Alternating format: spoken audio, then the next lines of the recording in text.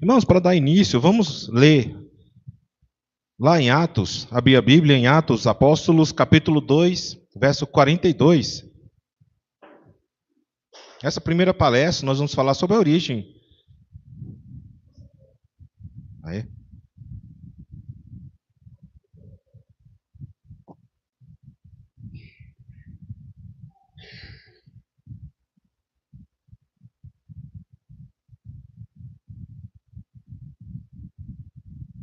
Só colocar numa tela só para poder olhar aqui.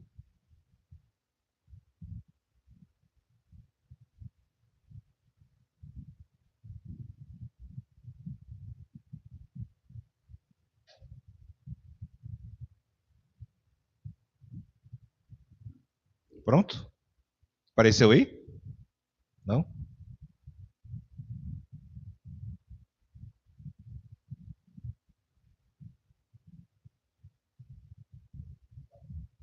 Tá certo? Ok.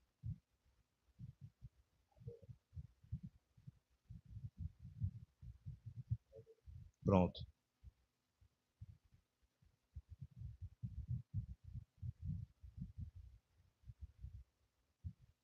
Foi agora? Amém.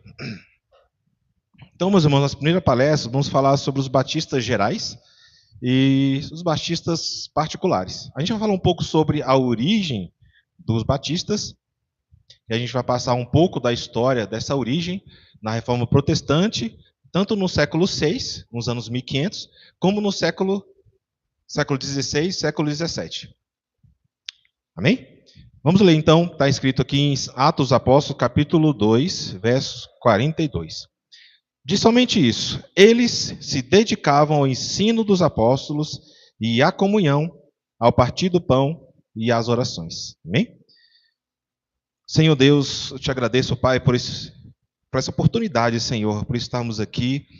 Senhor, nesse primeiro aniversário da nossa igreja, Senhor, que o Senhor abençoou, que o Senhor rendeu graças, ó Pai, que o Senhor nos ajudou, Senhor, nos permanecer, ó Pai, firmes na fé justificadora. Te agradecemos, Deus, por esse momento, e que nessa palestra o Senhor possa falar conosco, falar no nosso coração, em nome de Jesus. Amém?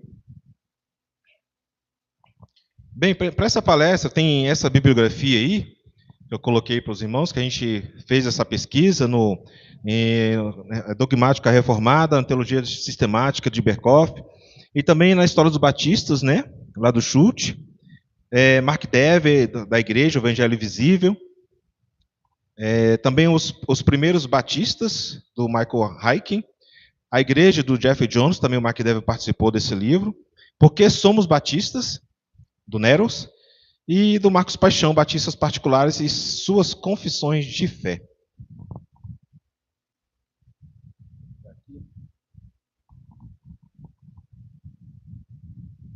Você tem um passador agora. Amém? Então, essa é a bibliografia que a gente utilizou para esta palestra. Então, numa introdução aqui, para a gente dar início, a gente vai falar o que identifica os batistas. O que vai identificar o que é ser batista e o que não é ser batista. Então, para dar início, devemos fazer essa pergunta, né? O Maurice H. Chapman, que está descrito aí, que foi um líder de destaque na Convenção Batista, lá do Sul, nos Estados Unidos, ele é conhecido por seu compromisso inabalável com uma verdade bíblica. E afirma três coisas que identificam os batistas. A primeira coisa que tem aí é a devoção a Jesus, que identifica os batistas. Essa devoção a Jesus. Então, muitos dos nossos antepassados na fé não consideraram sua vida muito preciosa. E isso é fato, que a gente vê na história o quantos pregadores morreram em prol da fé em Jesus. Então, eles não consideravam sua vida muito preciosa e preferiram desistir da própria vida a renunciar ao Senhor. Então, os batistas, eles têm esse exemplo que serve para nós hoje de é melhor renunciar à própria vida do que renunciar ao Senhor. Além disso, outra característica, outra coisa que define nós batistas é justamente, além de devoção a Jesus, é a fidelidade bíblica. A fidelidade bíblica identifica também os batistas, tanto que a gente leu aqui, Atos 2:42, que eles se dedicavam ao ensino dos apóstolos à comunhão. Então a gente tem esse destaque de continuar seguindo e ensinando e pregando expositivamente a doutrina dos apóstolos e promovendo a comunhão da igreja. Então os batistas sempre foram marcados pela adesão a essas verdades tão preciosas para nós, que é a verdade da palavra de Deus. Outra coisa muito interessante que a gente vê aí, que identifica os batistas, é o fervor missionário. O fervor de continuar a passar adiante a fé e espalhar o evangelho de Jesus Cristo. É interessante a comparação que às vezes a gente coloca, que a gente encontra na Bíblia, que quando os apóstolos, Jesus ascendeu aos céus, depois do Pentecostes, eles permaneceram em Jerusalém, depois do Pentecostes. E para que saíssem de Jerusalém, a fim de pregar a outras nações, começou com um incentivo, que foi a perseguição. Então a perseguição incentivou os apóstolos a sair para pregar o evangelho em outras nações. A mesma coisa acontece com os batistas, porque eles também foram perseguidos. Eles foram perseguidos de tal forma que eles tiveram que sair da Inglaterra e ir para outros lugares, como a Europa continental e também para as 13 colônias na América. E nesse sentido que se espalhou também a doutrina batista. Então, Batista já nasce com esse fervor missionário. Então, nossa herança nos induz a olhar para fora do corpo da igreja, para as pessoas do Brasil e do mundo. Então, a gente tem esse fervor missionário. Certo? Um outro ponto aqui que eu quero começar a falar com vocês é sobre a origem dos batistas, como se identifica os batistas, tanto os batistas gerais como os batistas reformados. Batistas reformados têm sinônimos. Ele pode se chamar de batistas reformados, como a gente costuma falar. Também batistas... como é que é o nome? Fugiu agora a cabeça. Batistas reformados, batistas calvinistas. Certo? Batistas reformados, batistas calvinistas. E também batistas particulares. São 3 nomes que se dão, mas hoje a gente conhece mais por batistas reformados. E a gente vê, na questão da origem dos batistas, que há pelo menos 3 perspectivas distintas sobre essas origens, ou sobre teorias sobre a origem dos batistas, que na verdade foram surgindo e surgiram, na verdade, no início do século XVII, no começo dos anos 1600. Para não confundir assim, o que é século XVII, né? É no início dos anos 1600. Então há 3 tipos de origens. Que a primeira origem que a gente vê aí são os sucessionistas. Não sei se muita gente já ouviu falar disso. São os sucessionistas. O que são os sucessionistas? Ou o sucessionismo batista? Ele defende que existia uma sucessão orgânica desde João Batista, ou desde o Pentecoste, até os dias da Reforma. Então houve essa linha que algumas pessoas chamam de linha de sangue, em que os batistas se originam diretamente desde os batistas do João Batista ou do Pentecostes.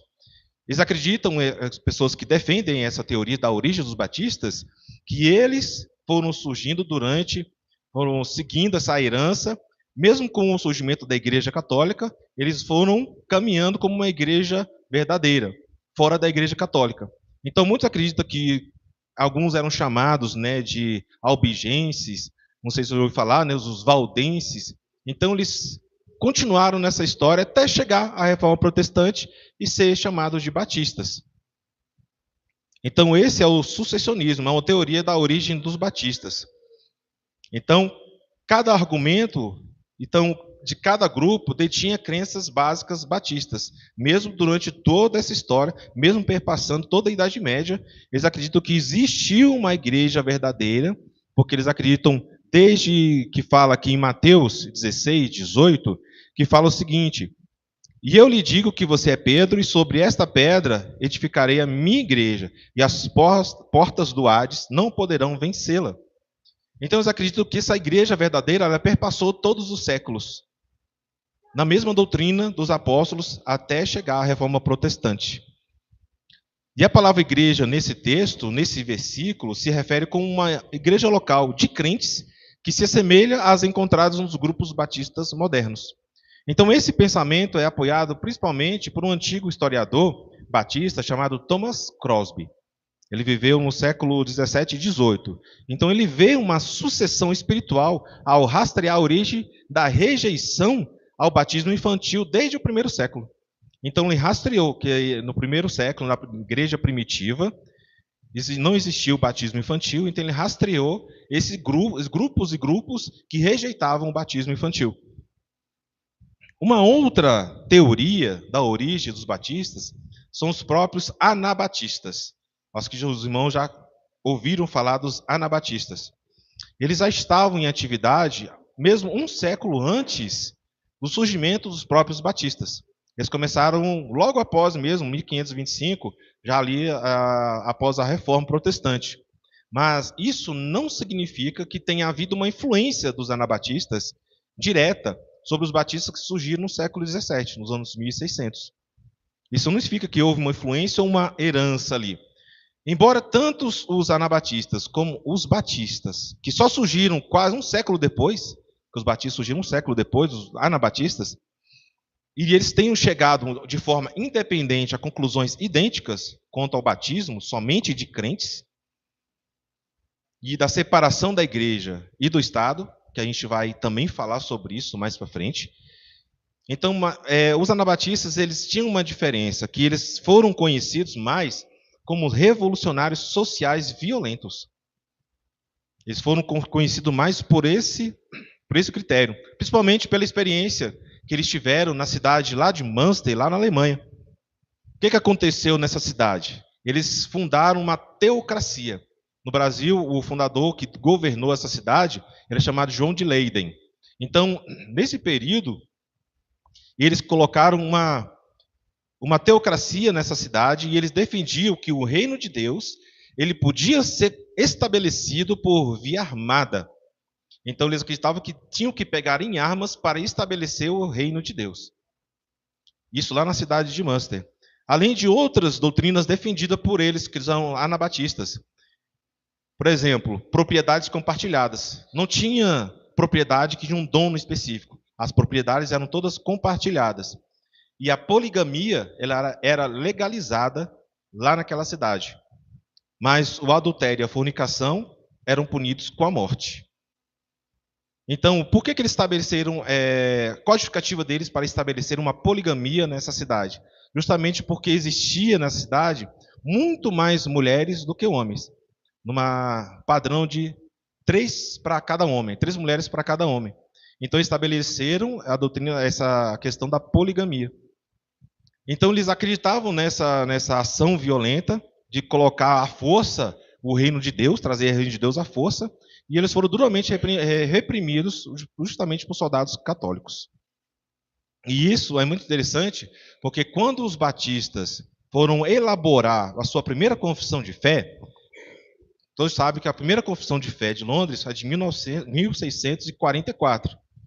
Lá no frontispício desse documento, o frontispício é praticamente uma folha de rosto, né, do documento, eles colocaram que os batistas eram comumente, mas falsamente, conhecidos como anabatistas.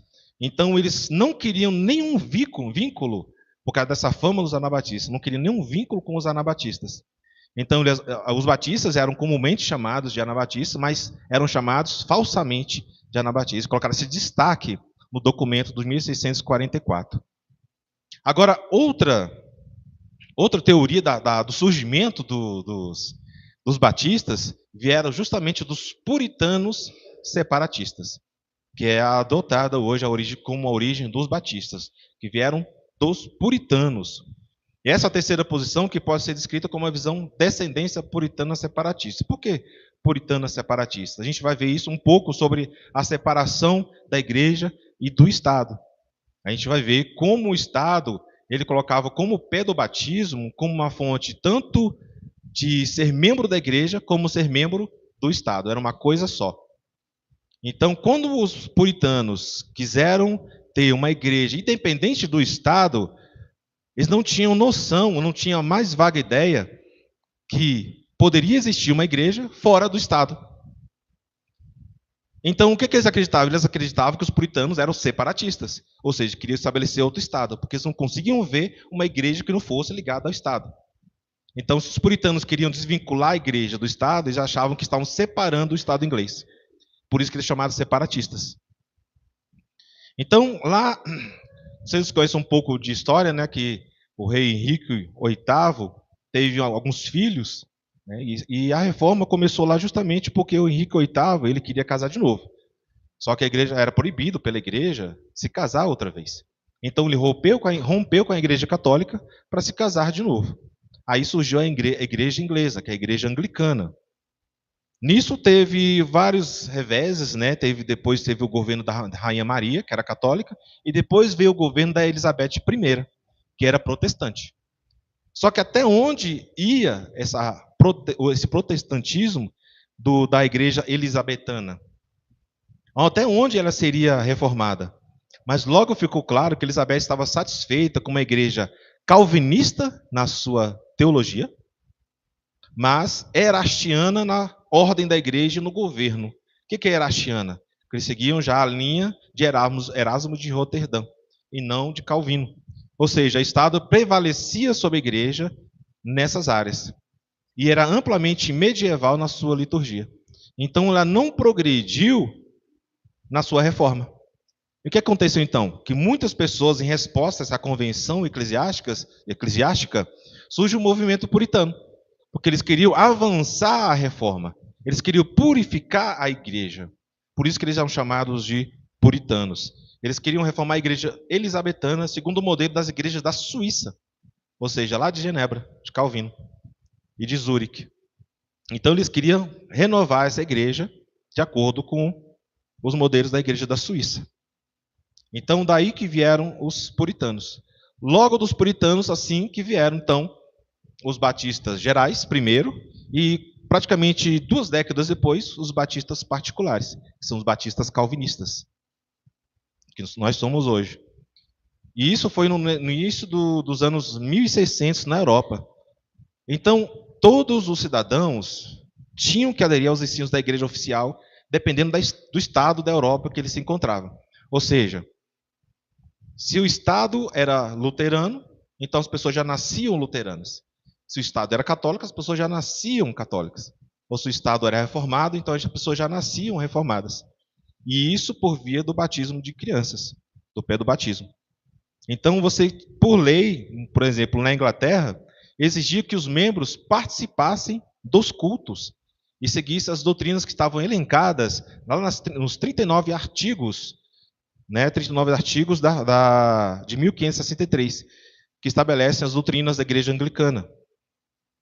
Se você tem aquela Bíblia de Estudo da Fé Reformada, lá tem esses 39 artigos da igreja inglesa. Só que quem discordasse disso eram punidos, ou com multas, ou com açoites, ou com prisões e até mesmo a morte. Se discordassem, o Estado controlava. Entretanto, um número cada vez maior de pessoas começou a achar que as questões de fé não poderiam passar pela ingerência do Estado.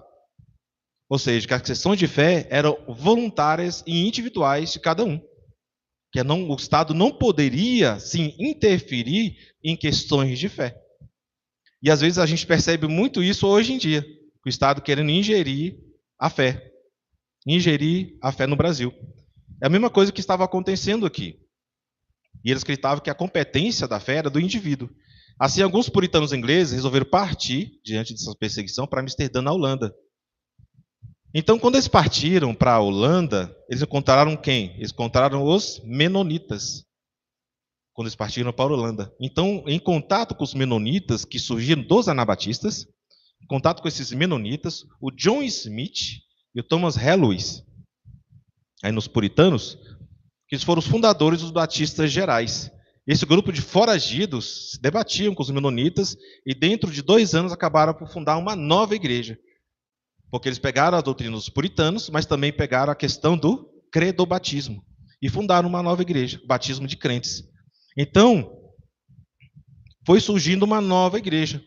Essa congregação foi formada pelo autobatismo de John Smith, que ele se autobatizou, John Smith, seguido pelo batismo dos demais congregantes dessa nova igreja, Então, desse modo, em 1609, surgiu a primeira igreja batista do mundo, em 1609. E ele seguia os seguintes princípios: membresia baseada na profissão de fé em Jesus e no batismo de pessoas regeneradas, o que era uma novidade na época, porque predominava entre alguns puritanos e nas igrejas reformadas o pé do batismo, que é o batismo infantil. E os batistas começaram justamente com o batismo de pessoas regeneradas. Então, o Smith e Hellis deram origem à tradição batista geral. A gente vai explicar por que é geral. Por quê? Porque criam na expiação ilimitada. Alguns já conheceram, né? Alguns já passaram aqui na igreja, por exemplo, como do curso da classe de novos membros, e já passaram por essa doutrina da expiação limitada. Batistas calvinistas aderem à expiação limitada, ou seja, que Jesus se sacrificou, morreu e ressuscitou em prol dos eleitos, não de todo mundo. Só que os batistas gerais eram mais arminianos, então acreditavam que Jesus morreu por todos. E as pessoas escolhiam ou não seguir Jesus. Só que na doutrina batista particular, por isso que chama particular, acreditavam na expiação limitada. Ilimitada são os batistas gerais. E separadas dos batistas gerais, a tradição batista particular ou calvinista surgiu depois em Londres, quase 2 décadas depois. E foram liderados por 3 pastores puritanos. Então eles fundaram uma igreja que tinha um nome até interessante, que era a Igreja Jacob Lathrop Jesse. Esse é o nome da igreja, porque são o nome dos 3 fundadores, né, da igreja. Isso lá em 1620 a 1640. Então, embora os batistas reformados, ou particulares, ou calvinistas, se tenham originado mais de 2 décadas após os gerais, ou arminianos, os particulares rapidamente ultrapassaram o número de batistas gerais. Por volta de 1660, havia cerca de 130 igrejas batistas reformadas e 110 batistas gerais. E um censo de 1715, já no século XVIII, registrou 122 congregações com 18.800 batistas gerais, enquanto que 220 congregações com 40.520 batistas particulares. Então já passou mais que o dobro, os batistas particulares passaram até mais que o dobro dos batistas gerais.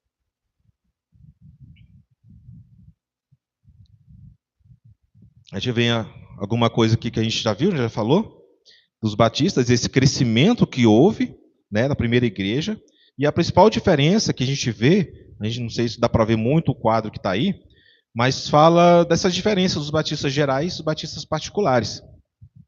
Então tem as doutrinas, que é a expiação, a soteriologia, a influência histórica, a prática eclesiástica e o batismo. Então, batistas gerais acreditavam quanto à expiação, na expiação ilimitada. Cristo morreu por todos. Enquanto que batistas particulares, ela é limitada. Cristo morreu apenas pelos eleitos. Então, os batistas gerais eram calvinistas de 4 pontos, vamos dizer assim. Né? Seguiam só 4 pontos, mas aí eu segui os outros pontos, mas não seguia essa, se tornando uma arminiana. Quanto à soteriologia, era arminiana, acreditavam no livre-arbítrio e a possibilidade de perder a salvação. Enquanto que a gente o pastor Paulo também vai falar, né, sobre a perseverança dos santos, que na verdade na doutrina calvinista particular, existe a questão da predestinação e a perseverança dos santos, que vai ser melhor explicado na próxima palestra. Quanto à influência histórica, a sua maior influência dos batistas gerais foram anabatista e menonita. Porque os Smith foram para a Holanda e lá tinham os anabatistas e sofreria um pouco dessa influência dos anabatistas. Enquanto que as batistas particulares são influência predominantemente calvinista, que tiveram contatos com o calvinismo. A prática eclesiástica, eles tinham uma assembleia geral com autoridade ampla, ou seja, tinha uma assembleia geral com autoridade sobre várias igrejas. Enquanto que nas batistas particulares são autônomas, prega autonomia, que era exclusiva da igreja local. A igreja local tem essa autonomia, ela é independente. Eles seguem o calvinismo, mas não tem a questão das congregações que a gente vê no pentecostalismo. Tem a sede, tem as outras congregações. Não, a igreja batista particular, ela tem essa autonomia para eleger, né, os seus líderes, certo? Questão do batismo, questão da igreja, ela tem essa autonomia para aceitar ou não os novos membros também. Quanto ao batismo, apenas crentes, mas havia um debate sobre a questão da aspersão ou imersão, questão dos batistas gerais. Então, eles também praticavam a questão da aspersão, enquanto que nós, batistas particulares, somente imersão. Certo? É a forte defesa da imersão, como única fonte válida de batismo. Somente o mergulho. Mergulhando na água. Ok? Diante desse período histórico aqui, a gente vê características que são princípios universais de todos os batistas, e depois veremos características específicas dos batistas particulares, que a gente vai entender quem nós somos, que batistas nós somos, que tipo de batista, qual é a nossa identidade. Então, a primeira característica dos batistas é o credobatismo. Credobatismo, justamente, que é o batismo de crentes, e não batismo de infantes. Batismo daqueles que nasceram de novo. Passaram por um período de reconhecimento, para ver se é a questão do nascer de novo. Isso é interessante, porque até o Jonathan Edwards, ele foi até expulso da igreja dele, justamente porque ele era muito rígido nisso. Ele era muito rígido na questão de aceitar um novo membro, sem ter certeza absoluta que ele tinha nascido de novo.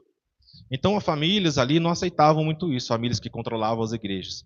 Então, essas famílias acabaram expulsando ele da igreja.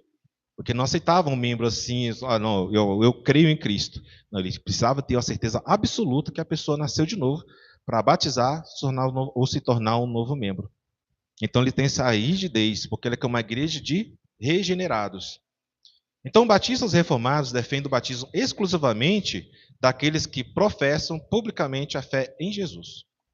Então, se você professa essa fé, não só falando, mas a prática, tendo uma vida piedosa, então você é listo que tenha o batismo. Então, tal doutrina diferencia os batistas da maioria das igrejas reformadas, das presbiterianas, das outras igrejas de linha reformada, que batizam crianças. As batistas particulares, calvinistas, como nós somos, adotam credobatismo, somente batismo de pessoas crentes, pessoas regeneradas.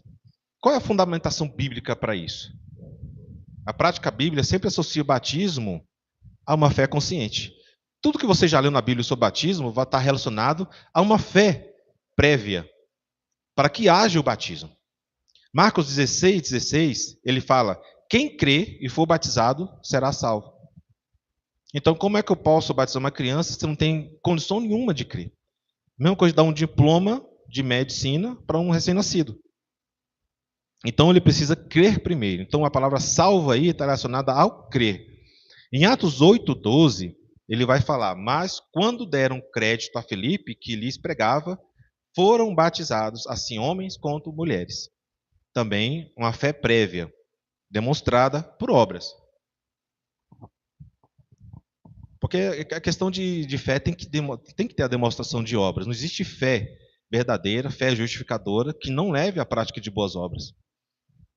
Atos 16, 31, 33, depois podem ler o texto, fala que os crentes da casa de Lídia, do carcereiro, após crerem, é que eles foram batizados. Sem falar do Filipe eunuco, todos já conhecem.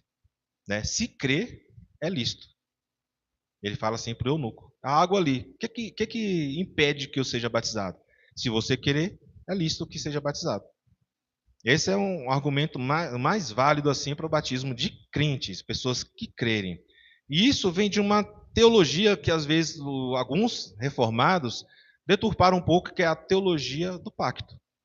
Nessa teologia do pacto, ou teologia da aliança, que é uma chave hermenêutica ou doutrinária para entender como Deus se relaciona historicamente com o seu povo. Essa teologia do pacto.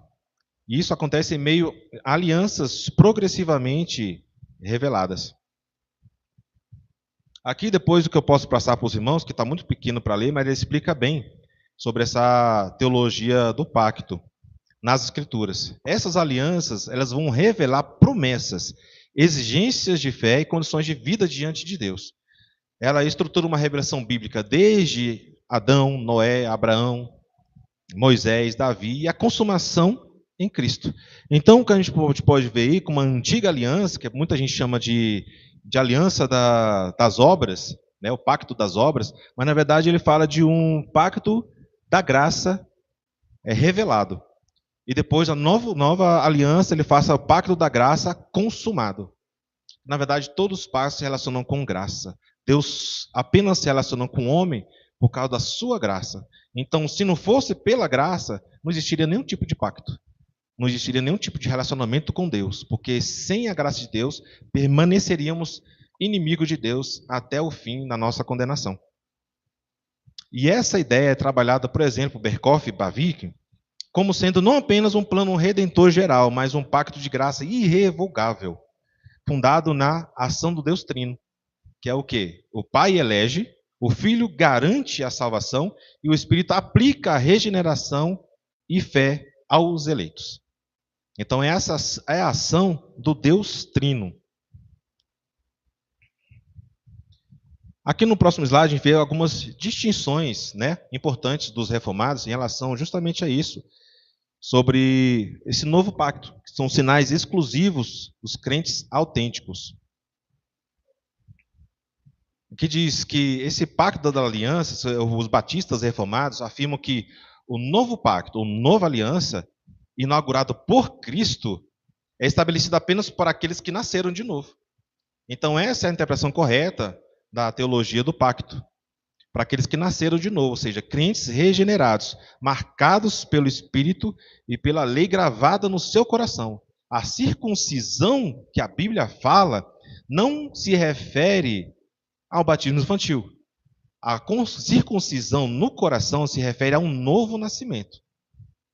Então, do pacto da graça, do pacto da graça revelado, que chama pacto de obras, o pacto da graça, houve uma transcrição da circuncisão, que era na carne, para uma circuncisão no coração. Então, quando você era circundado na carne, com 8 anos de vida, você entrava no reino de Israel. Mas agora, quando você é circuncidado no seu coração, revela que você entra no reino de Deus. Ou seja, por meio do novo nascimento. Depois que é pregado o evangelho. Então, aqueles que nasceram de novo são crentes regenerados, marcados pelo Espírito Santo. Conforme Jeremias 31, 31 a 34 e Hebreus 8, de 6 a 13. E eles diferem dos presbiterianos e reformados clássicos a entender que os sinais, que é o batismo e a ceia, são exclusivos para crentes autênticos. Tanto o batismo como a ceia. E aqueles que professam fé pessoal e mostram evidências dela. Porque muita gente fala, vai dizer naquele dia, né? Senhor, Senhor, não expulsamos demônios, não proferimos muitos milagres. E ele fala para as pessoas, apartai-vos de mim, vós que praticais a iniquidade. Porque a fé deles não era transmitida através das suas obras. Não era evidenciada pelas obras. A marca de um crente genuíno se evidencia pelas suas boas obras. Então, o batismo infantil não é considerado legítimo, pois circuncisão física era um símbolo externo do pacto antigo. Agora, na nova aliança, o que importa é a circuncisão do coração. Ou seja, um novo nascimento. Então, o batismo é para quem pode expressar arrependimento e fé. Em Atos 2, 38 e 41, mostra arrependimento e fé sempre precedendo ao batismo. O arrependimento e a fé precede ao batismo. Então, o batismo é só para quem pode expressar arrependimento e fé. E isso é evidenciado pela prática de boas obras. Hein? Então, segundo Mark Dever, cada igreja fiel administra corretamente as ordenanças do batismo e da ceia. E esses são sinais visíveis para distinguir, encorajar e proteger a comunidade dos verdadeiros crentes, afastando da mistura com incrédulos e valorizando o compromisso autêntico com Cristo. Por isso que a gente tem turma de novos membros, para fazer esse exame prévio, para conferir se a pessoa realmente ela nasceu de novo, se ela compreendeu as doutrinas batistas, principalmente evidencia o novo nascimento. Então, entre os batistas reformados, é comum o exame de testemunho e compreensão do evangelho do candidato a um novo membro, a ser novo membro. Então se ensina claramente que batismo não salva por si só, mas a confissão pública já recebida pela graça. A gente já recebe a salvação pela graça. Isso aí o batismo é uma manifestação pública disso. Então, 2 Coríntios 13:5, ele vai dizer o seguinte, Paulo: examinem-se para ver se vocês estão na fé. Provem-se a si mesmos. Não percebem que Cristo está entre vocês? Está em vocês? A não ser que tenham sido reprovados. Então, isso é importante porque ele vai proteger contra batismos apressados. E isso gera muitos problemas depois para a igreja e para a liderança. Esses batismos apressados, sem compreensão, compromisso real com o corpo. Isso evita a mistura de incrédulos e valoriza o discipulado antes da admissão. Então, o discipulado vai ser muito mais valorizado. Diante disso, como é que a gente pode aplicar em relação aos pais? É muito importante que os pais sejam encorajados a discipular seus filhos.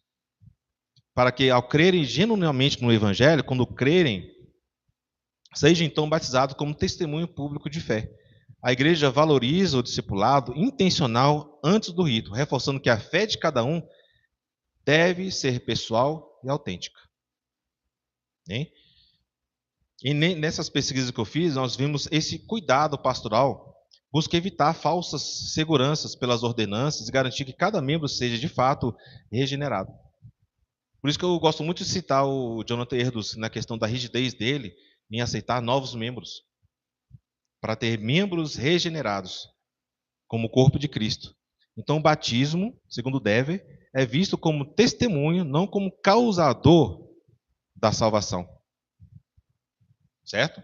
Então como é que é feito esse batismo então? Será que esse batismo pode ser feito por aspersão? Eu vi pesquisando imagens, eu vi uma pintura de Leonardo da Vinci, e ele demonstrava um batismo de Jesus, só que era influenciado e enviesado pela doutrina católica. Ou seja, na pintura, Jesus ficava em pé numa rocha, com João Batista, apenas com um negócio aqui, colocando água sobre a cabeça de Jesus, batizando Jesus por aspersão. Então, essa imagem já foi descartada, né? Porque não serve ali para a questão do batismo. Porque o batismo mesmo, válido, é o batismo por imersão completa na água. E a gente vê, pela própria palavra que grego no original ali, quando fala batismo, ele fala baptizo. E essa palavra vai direcionar para o verbo mergulhar, submergir. Então a própria palavra batismo, no original, ela dá a ideia de mergulho, dá a ideia de imersão. Então isso deve ser visto no entendimento do que se tem lá em Mateus 3,16, quando fala que Jesus, quando foi batizado, né, ele saiu da água. E em Atos 8, 38 e 39, fala que desceram ambos à água e depois subiram. Ainda em Romanos 6, 3, 4, batismo representa morrer e ressuscitar com Cristo. Aí tem um significado espiritual que tem aí, descer, morte para o pecado, e emergir, nova vida em Cristo. Esse simbolismo do batismo. Então tem que emergir na água para simbolizar a morte com Cristo. E emergir para simbolizar uma nova vida com Cristo. Em Colossenses 2,12 fala, sepultados com ele no batismo. Então, por isso que emergir simboliza esse sepultamento, morte para o pecado. E esses textos indicam uma relação simbólica aí, que está vendo aí, tipo quase um gráfico que tem aí. Então, nos primeiros séculos, a imersão era, de fato, o modo predominante no batismo, mesmo nos primeiros séculos da igreja.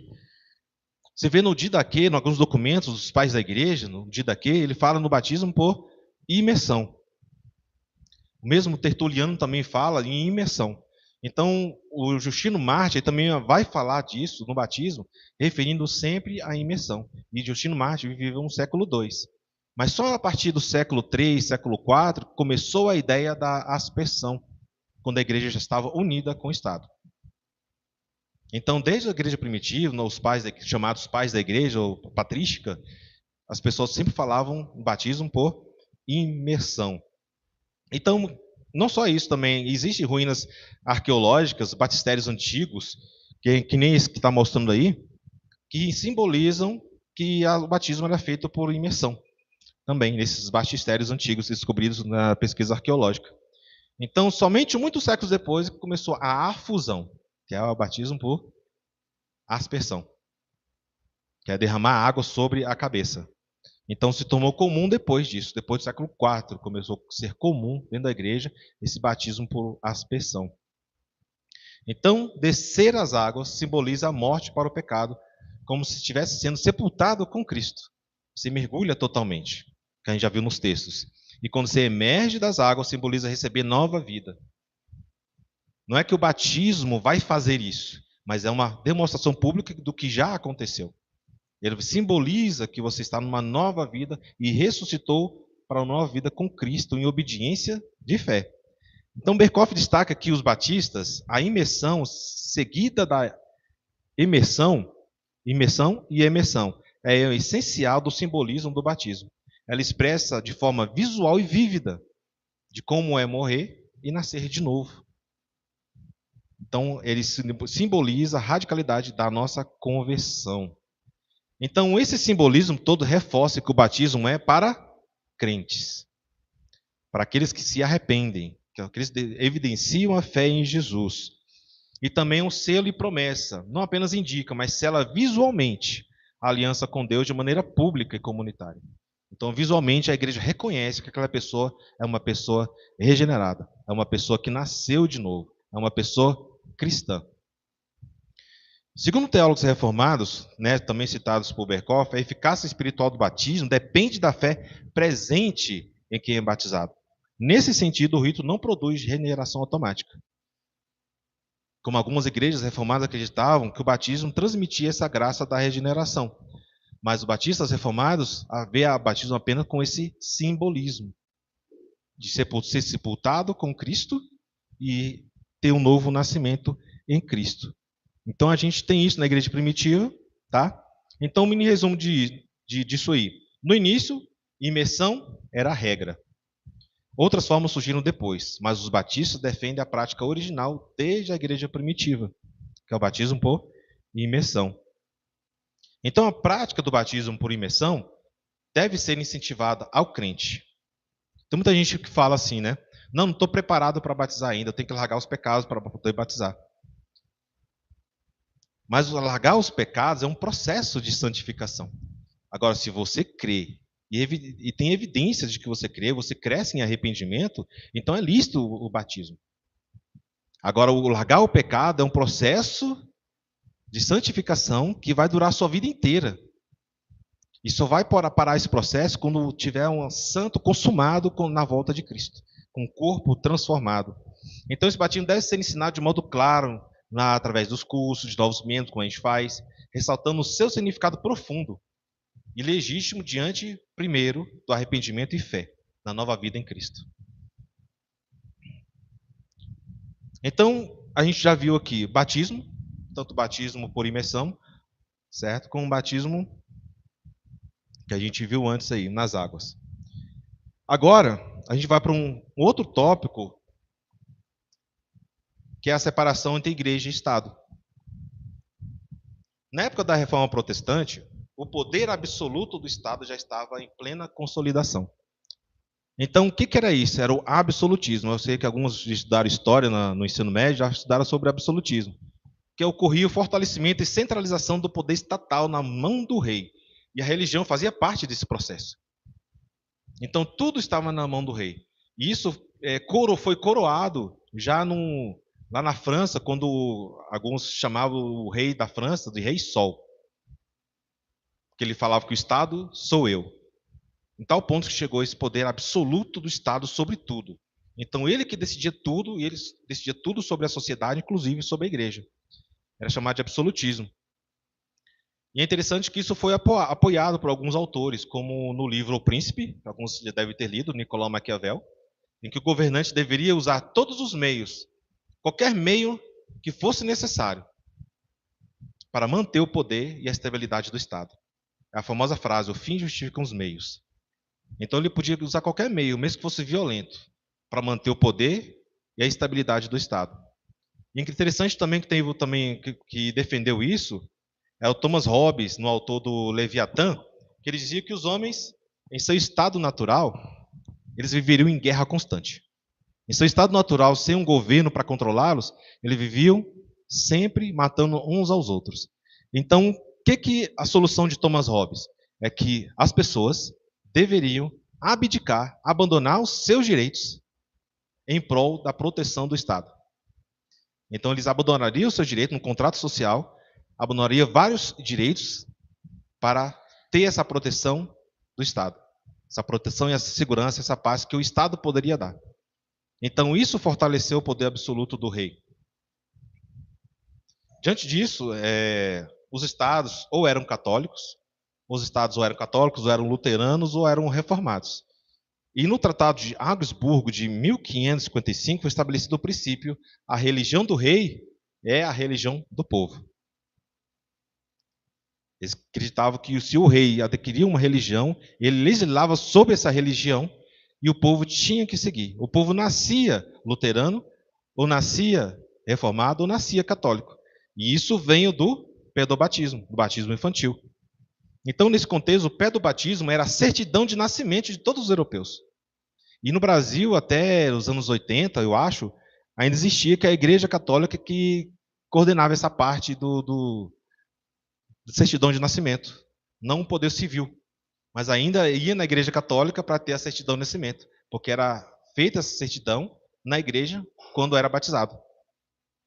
Então, pelo batismo se tornava cidadão e cristão.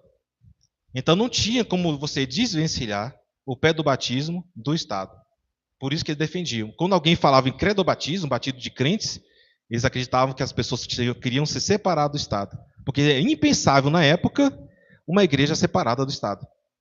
Era impensável. Então, quando alguém falava dessa democracia, de escolha dos seus próprios líderes, uma igreja independente do Estado, eles taxavam como separatistas, como criminosos. Por isso que os batistas foram perseguidos. Foram perseguidos, foram mortos, foram enforcados. Teve dois líderes, né, da igreja batista que foram enforcados ao mesmo tempo.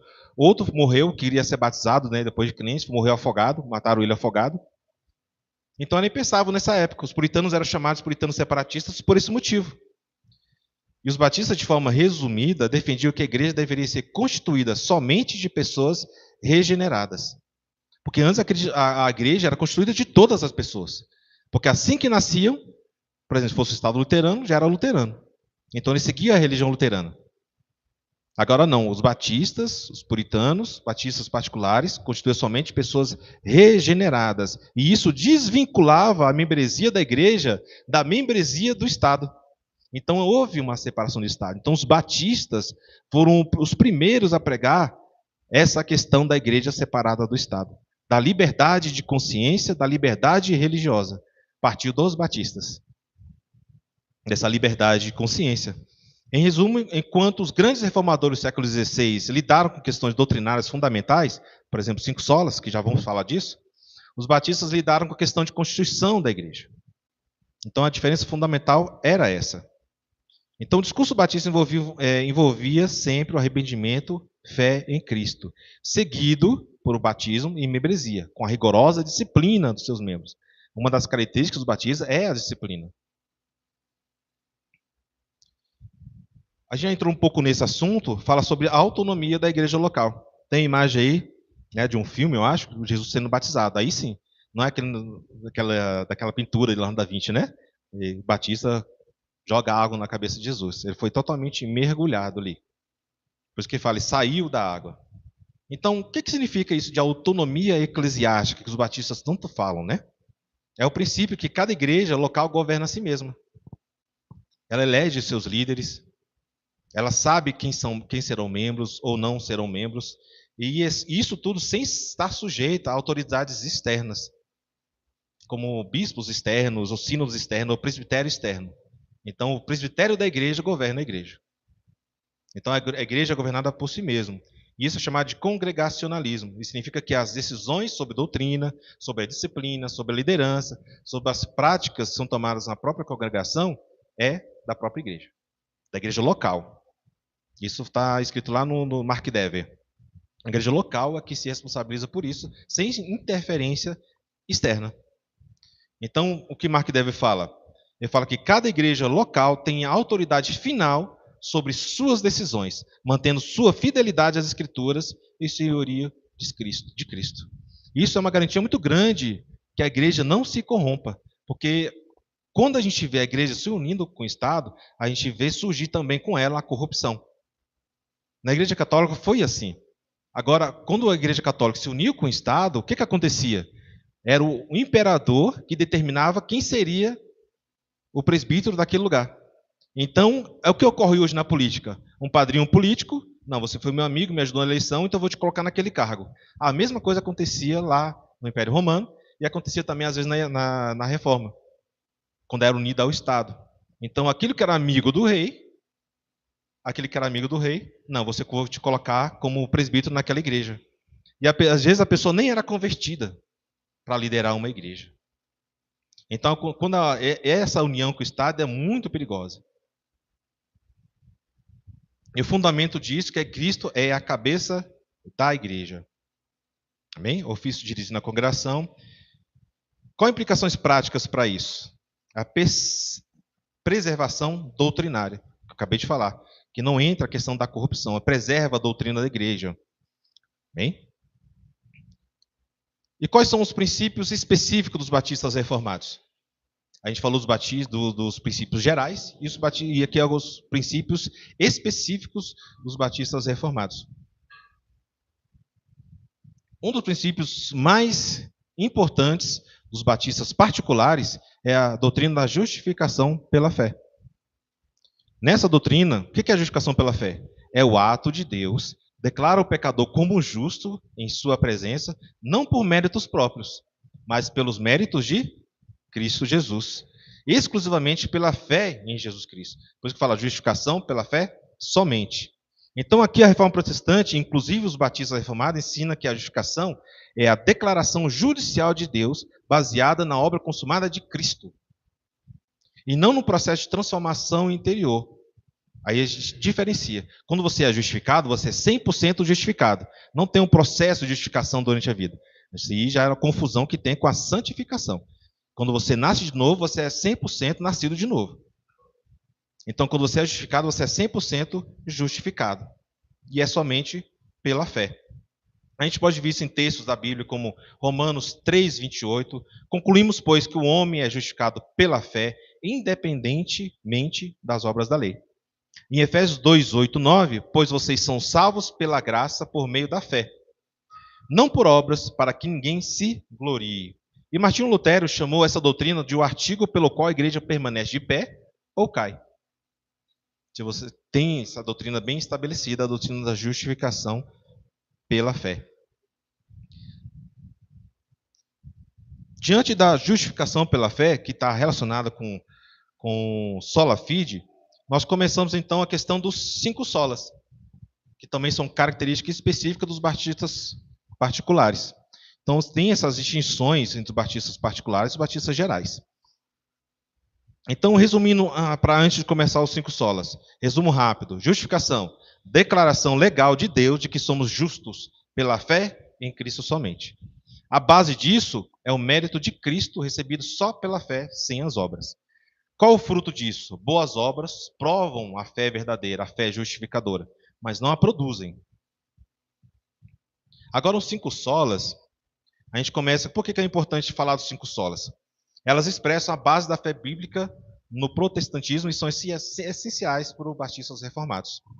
A questão dos 5 solas são a base da reforma protestante. Porque aí se você rompe de vez com a das doutrinas católicas. Então, cada sola é um rompimento com uma característica de doutrinas católicas. Então, a primeira coisa que a gente vê é justamente o sola escritura. Somente a escritura. Então, nós cremos, batistas reformados, que a única autoridade final de todas as questões de fé e prática é a escritura sagrada. E hoje em dia é a que está mais minada, é essa autoridade da Escritura Sagrada, que é a base de fé, de onde se tira justamente a justificação pela fé. Então, para os batistas reformados, nenhuma tradição, nenhum credo, nenhuma decisão de líderes pode sobrepor ao ensino bíblico. Não há revelação mais a ser propagada, a não ser a revelação da palavra de Deus. Então, aprender a consultar e examinar as Escrituras deve ser uma rotina diária de fé, para evitar influências de fora. A gente vê influências inúmeras de fora. A gente vê na política, a gente vê em pautas, a gente vê na cultura, a gente vê várias influências até mesmo dentro de igrejas que se consideram cristãs, consideram evangélicas. Influências que estão tirando, minando a autoridade bíblica, a autoridade da palavra de Deus. E o fundamento da reforma é somente a palavra de Deus, somente a Escritura. Outra questão aqui é sola fide, é somente a fé que está totalmente ligada à justificação pela fé. É a justificação diante de Deus somente pela fé. Então a salvação se dá pela fé em Cristo, não por obras ou métodos humanos. O pecador é justificado diante de Deus apenas porque crê no sacrifício de Cristo. Todo crente, então, pode descansar. Diante disso, a gente pode aplicar isso. Todo crente pode descansar na certeza dessa aceitação diante de Deus, não por algo que a gente tenha feito, porque não depende de nós. Se dependesse de nós, estaríamos desesperados. Porque toda hora nós caímos em alguma coisa, toda hora nós temos pensamentos pecaminosos. Então, a obra perfeita de Cristo garante essa segurança. E a gente garante, Deus garante isso por meio da fé. E como é que Deus age? Qual a base disso? A base de Deus nos dar a fé, a base de Deus nos dar Cristo crucificado, é sua graça. Somente pela graça. Então a salvação é exclusivamente resultado de um favor imerecido de Deus. Nada que a gente possa fazer possa conquistar o favor de Deus. Muita gente faz isso. Muita gente, não, se você trabalhar na igreja, ser bem assíduo na igreja, fazer um monte de coisas, trabalhar, né, limpar os bancos, fazer várias coisas, você vai crescer espiritualmente, você vai ser um cristão. Mas é pela graça. Para adquirir o favor de Cristo, é impossível adquirir com nossa própria força, com a força do nosso braço. Por isso que nós devemos cultivar gratidão e humildade diante de Deus, porque depende dele e é de graça. Deus dá por seu imenso amor. E isso deve gerar em nós gratidão e humildade, reconhecendo que tudo que possuímos, inclusive a fé, vem do Senhor. São dados por graça. E tudo por Cristo Jesus. Não tem como ser por santos, não tem como ser por outra pessoa. Não há outra pessoa, outro nome pelo qual sejamos salvos, senão por Cristo Jesus. E por que tem esses 4 solas aí? Qual a direção que vão esses 4 solas? Todos esses solas estão aí justamente para que Deus seja glorificado. Tudo isso é para a glória de Deus. A Escritura revelada é para a glória de Deus. A fé que Deus nos dá é para a glória de Deus. A graça que Deus nos concede também é para a sua própria glória. O Cristo encarnado também é para que o nome de Deus seja glorificado. Só lhe deu glória. Tudo para a glória de Deus. Isso é um ponto específico. Outro ponto específico são 5 pontos, que não vou me deter agora, porque o pastor Paulo, na próxima palestra, vai falar mais sobre isso. Que é a depravação total, né? A tulipe. Vou botar aqui a tulipe. A gente vê aí que é a depravação total. A eleição incondicional. Expiação limitada, como a gente já viu a diferença entre batistas gerais e reformados, ou calvinistas. A graça irresistível, ou chamada eficaz, e a perseverança dos santos. Aí formam o acróstico aqui, tulipe. Vai ser mais debatido aqui na próxima palestra. Para concluir, irmãos, o que isso faz em nós? Nos ajuda a permanecer firmes na fé. A permanecer firmes no legado batista reformado que veio através dos séculos de história, que é marcado pelo compromisso com as doutrinas bíblicas, como o versículo lá no início, né? Perseverar nas doutrinas dos apóstolos, e a centralidade da Escritura, a fé pessoal e a autonomia congregacional. Devemos permanecer firmes, guardando esse bom depósito de tanta gente que morreu defendendo essa fé. Durante a Reforma e durante outros séculos também, que morreram defendendo a fé verdadeira, a fé justificadora em Cristo Jesus. Então, a reflexão que nós devemos ter diante disso é que cada novo membro é essencial compreender e assumir a nossa identidade, essa identidade. Batismo de crentes, batismo por imersão, uma igreja local autônoma, separada, uma separação entre igreja e Estado, tudo fundamentado no evangelho puro da graça de Cristo. Perseverar é o nosso chamado, para que se cumpra em nós sempre as promessas de Deus. Então é necessário perseverar na doutrina dos apóstolos. Por isso que devemos lembrar e relembrar toda a nossa história, para que possamos perseverar mesmo diante da dificuldade. Para que não possamos tremer diante de um Deus vivo que cuida de nós, que nos ajuda em todos os momentos e nunca nos abandona. Então reflitamos então no Salmo 23. Deus está conosco em todos os momentos, em qualquer momento. Amém? Graças a Deus. Vamos orar? Obrigado, Senhor, por tua graça, por tua misericórdia, por teu grande favor, Senhor, que nos demonstrou através de Jesus Cristo, ó Deus. Senhor, nós agradecemos, ó Pai, esse momento, essa oportunidade, Senhor, de aprendermos da tua palavra, Senhor, aprendemos a nossa história, Senhor, para permanecermos firmes na fé e na doutrina, Senhor, pura do teu evangelho. Senhor, abençoa cada vida que aqui está, Senhor. Ó Senhor, que a cada coração esteja preparado, Senhor, para receber o teu evangelho, Pai, e seja daqui exortado, daqui consolado, Senhor, para a glória do teu santo nome. É isso que eu te peço, Pai, em nome de Jesus. Amém.